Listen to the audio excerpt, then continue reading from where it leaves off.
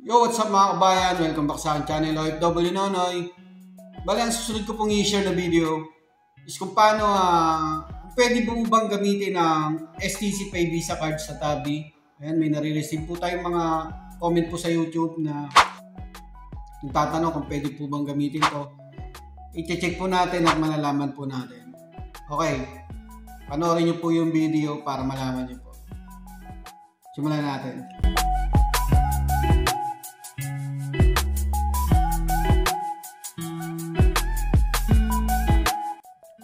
Buksan nyo lang po yung STC Pay nyo at siguraduhin nyo pong meron siyang laman or pondo. Kasi i-deny po pag wala pong laman. And check nyo po yung cards. Ayan po yung virtual card natin sa STC Pay account natin.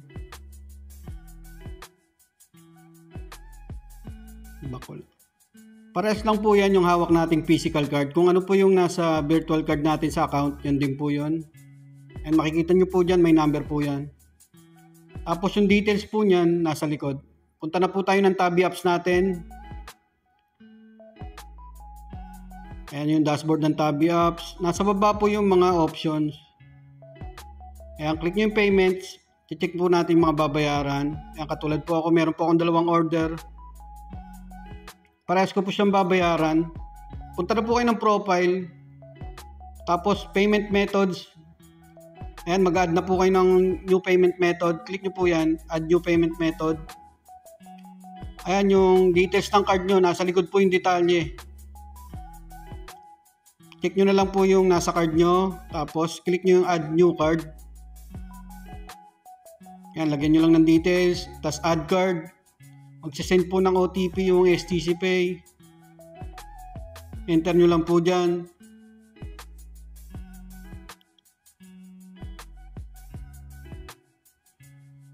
Tapos click nyo yung blue, verification po yan. Yan, payment method added. Tapos click nyo na yung done. Na-add na po natin siya. Balik na po tayo sa payment methods. Tapos payments po ulit. Magbabayad na po tayo. Yan, parehas ko naman po siyang babayaran. Unahin ko lang muna itong Majuju na. Pag-select yung payment method, ayan, select nyo lang po dyan kung ano pong gagamitin yung card. Tapos click nyo na yung pay. So, STC Pay po yung pinili ko. Tapos click pay. Ayan, successfully paid na. Mag-text po yung STC Pay at Tabi. Lahat po ng transactions, makaka-receive po kayo ng SMS message. Click nyo lang yung done. Kasi ito, babayaran ko din po. Ayan, ganun lang po pag magpe-payment po kayo. Ayan, magte-text din po yan, Tabi at STC Pay. May record po kayo yan. Gawin nyo, i-refresh nyo lang po yan para mawala yan. Tapos na po yung isa kong order. Para, ayan, check nyo yung manage order kung, ayan po, na-paid na po siya. Makikita nyo po dyan yung details.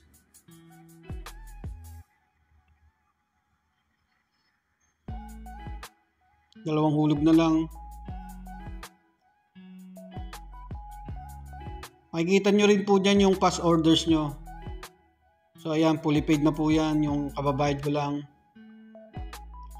Check po natin sa STC Pay natin kung nabawas na po.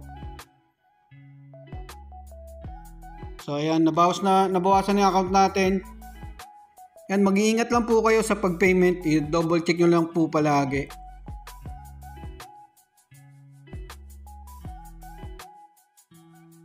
Ayan mga kabayan, ganun lang po kung paano gamitin ang STC Pay Visa card sa Tabi.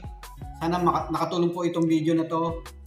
Follow nyo lang po ako sa aking mga social media account, OFW Nonoy sa YouTube channel ko at saka Arnel Nonoy Nieva at OFW Nonoy Facebook page. Nabubulol pa ako. Maraming salamat. Laban lang kabayan.